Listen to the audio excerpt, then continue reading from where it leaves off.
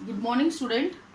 आशा करती हूँ आप सभी स्वस्थ होंगे। बेटा कोरोना बहुत ज़्यादा फैलता जा रहा है, तो इसलिए प्लीज़ मेरी आपसे ये विनती है कि अगर बहुत ही ज़रूरी है तो घर से बाहर निकलें। और आई थिंक आप लोगों को घर से बाहर जाने की ज़रूरत नहीं है, आपके पेरेंट्स हैं जो कि बाहर जाके आपका भी कोई काम है तो वो कर सकते हैं। सो प्लीज़ घर पे रहें और जितने भी लेक्चर्स सभी लोग दे रहे हैं, टीचर सभी दे रहे हैं, उनको अच्छे से पढ़ें। जो वीडियोज़ बनाई जा रही हैं बेटा वो आप ही के लिए बन रही है, वो हमारे लिए नहीं है, तो प्लीज़ उनको भी देखें आप लोग, क्योंकि मैं देखती हूँ व्यूज़ बहुत कम होते हैं। बच्चा क्लास भी नहीं लगा रहा, कुछ ऐसे बच्चे भी हैं जो क्लास भी नहीं लगा रहे और व्यूज भी नहीं हो रहे, तो वो चीज गलत है बेटा। वो आपके ही नुकसान है, हमारा नुकसान नहीं है इसमें। हम आपके लिए इतना मेहनत कर रहे हैं, आपको तो सिर्फ देखना है, ठीक है। तो प्लीज इस चीज को थोड़ा ध्यान दें। और आज हम अपना नया टॉपिक स्टार्ट करेंगे, नया चैप्टर स्टार्ट करेंगे in fact, that is the application of biotechnology.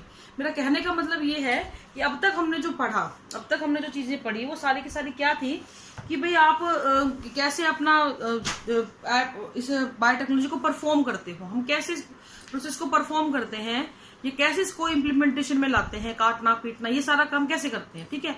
अब इस चैप्टर के अंदर हम करेंगे कि इतनी ज्यादा टेक्नोलॉजी को आपने बना लिया, डेवलप कर लिया, तो इसके पीछे कुछ इसका यूज तो करें। तो इस चैप्टर के अंदर हम लोग उसके यूजेस के बारे में या उसकी एप्लीकेशंस के बारे में बात करेंगे बेटा, ठीक है।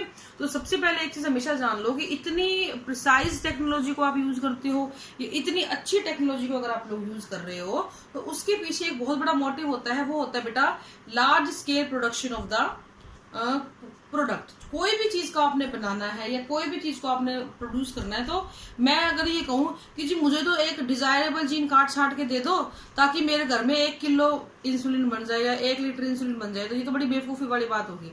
तो जब हजारों हजार के अमाउंट में चीजें आपको चाहिए होती हैं या बहुत ह्यूज अमाउंट पे आपको प्रोडक्ट चाहिए होता है, that time you need biotechnology. Otherwise उसको यूज करना तो totally waste of time, money and technology, सब कुछ वेस्ट है, ठीक है। तो अगर आपको किसी भी चीज को इंडस्ट्रियल स्केल पे प्रोड्यूस करना है, इंडस्ट्रियल स्केल पे आपको किसी चीज को यूज करना है, तो उसको हम क्या बोलते हैं बेटा, बायोटेक्नोलॉजी को यूज हम वहां पे करते हैं। कहाँ कहाँ पे हम लोग यूज कर सकते हैं उसकी मैं बात करूंगी। तो एप्लीकेशन ऑफ बायोटेक्नोलॉजी को मैं बताऊं आपको, तो कुछ फील्ड है जैसे कि थेराप्यूटिक्स है, दवाइयां वगैरह बनाने में यहाँ पे यूज कर सकते हैं, डायग्नोस्टिक में यूज कर सकते हैं हम लोग इसको, बायोरेमेडिशन में यूज कर सकते हैं, जेनेटिकली मॉडिफाइड क्रॉप बनाने में यूज कर सकते हैं, प्रोसेस्ड फूड बनाने में यूज कर सकते हैं, एनर्जी प्रोडक्शन में यूज कर सकते हैं, वेस्ट वाटर ट्रीटमेंट में यूज कर सकते हैं। तो ये कुछ इसके एप्लीकेशंस वाले एरिया हैं जहां पे हम बायोटेक को यूज कर रहे हैं। तो सबसे जरूरी हमारे लिए क्या है बेटा, एग्रीकल्चर। आप जानते हो डेवलपिंग कंट्री है, लोगों की भूख बहुत ज्यादा है, यहाँ जनसंख्या क्योंकि बहुत ज्यादा है, तो हम लोगों को सबसे पहले एप्लीकेशन में बायोटेक्नोलॉजी बात करेंगे हम लोग। बायोटेक में इसकी क्या एप्लीकेशन है, तो बायोटेक में जो इसकी एप्लीकेशन होती है, सॉरी एग्रीकल्चर में इसकी क्या एप्लीकेशन है उसकी हम बात करेंगे। गलत बोल गई। तो आप एक चीज हमेशा ध्यान रखो कि हमारा जो प्राइम कंसर्न रहता है ना इंडिया के अंदर, क्योंकि डेवलपिंग कंट्री है, बहुत ज्यादा संसाधन अवेलेबल है, लेकिन उसका यूटिलाइजेशन प्रॉपरली नहीं कर पाते हैं लोग, गरीबी बहुत ज्यादा है, भूखमरी बहुत ज्यादा है। तो हमारा जो रिसर्च का मेन एरिया है ना, वो यही है कि हम कैसे इस भूखमरी को खत्म करें। तो उसमें शुरू में जब ग्रीन रेवोल्यूशन आया तो एग्रोकेमिकल बेस्ड एग्रीकल्चर करते थे हम लोग। हम बहुत सारे केमिकल पेस्टिसाइड यूज करते थे, दुनिया भर के यूज करते थे और यील्ड बढ़ा लेते थे, बढ़ती भी थी, ठीक है। फिर हम ऑर्गेनिक पे स्विच कर गए। अब ऑर्गेनिक पे स्विच क्यों कर गए उसकी मैं बात आपको बताती हूँ।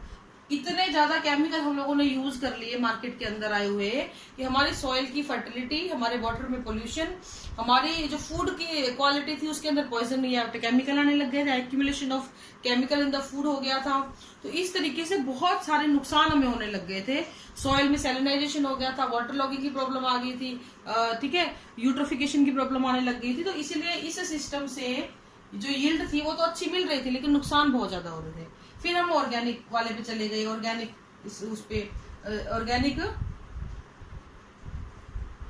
फार्मिंग पे चले गए। ऑर्गेनिक फार्मिंग ने क्या किया बेटा, यील्ड आपने इन समस्याओं से तो बचाया, क्योंकि हम लोग यहाँ पे कोई केमिकल फर्टिलाइजर यूज नहीं कर रहे थे, लेकिन इसकी दिक्कत क्या थी, यील्ड कम देता था। ठीक है। तो हमने इनको दोनों को साइमल्टेनियसली यूज करना शुरू करा, लेकिन फिर भी हमारे रिजल्ट एक्सपेक्टेड नहीं थे, तो हमने एक और मेथड यूज कर लिया, that is genetically modified organisms.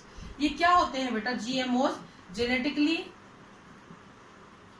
Modified organism. ये वो ऑर्गेनिज्म होते हैं बेटा जो कि जिनके अंदर हम जीन डालते हैं इंटरेस्ट का, ताकि हमारी ऑर्गेनिज्म की क्वालिटी बढ़ जाए। ये ऑर्गेनिज्म प्लांट हो सकते हैं, ये एनिमल हो सकते हैं, ये बैक्टीरिया हो सकता है, ये फंगी हो सकती है, कुछ भी हो सकता है, ठीक है।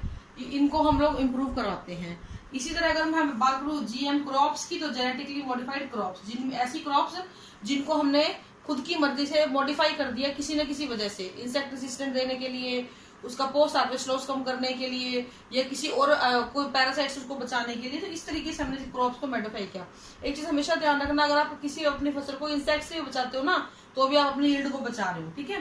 तो ऐसे इसके लिए हम लोग क्या डेवलप करते हैं? ट्रांसजेनिक प्लांट डेवलप करते हैं। ट्रांसजेनिक प्लांट क्या होते हैं?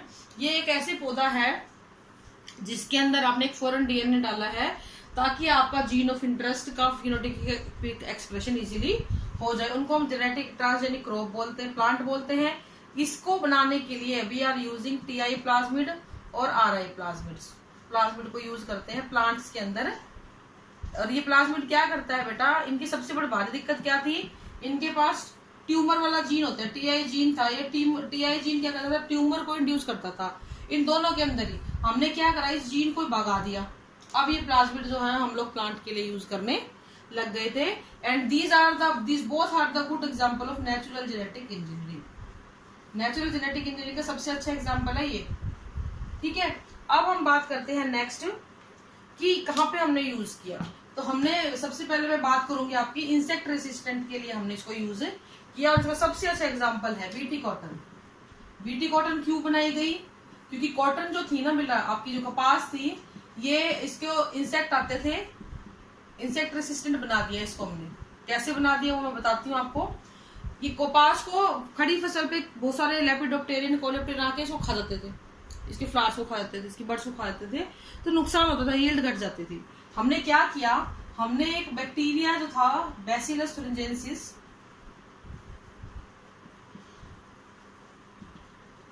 उस बैक्टीरिया के अंदर एक जीन था जिसको हम बोलते थे क्राई जीन, छोटा सी से लिखेंगे बेटा क्राई जीन।